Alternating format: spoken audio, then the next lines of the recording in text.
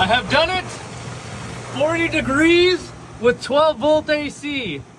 I have fixed everyone's drift car problems, and if you have any questions, I'm going to charge you $10 per question. Fucking awesome. Got the blower motor on the back of my cage, compressor's right there, condenser fan is right here, everything's working. 40 degrees. It's actually colder in the cabin. If you hop in here, you can feel the temperature difference just by opening the door. So that is fucking awesome.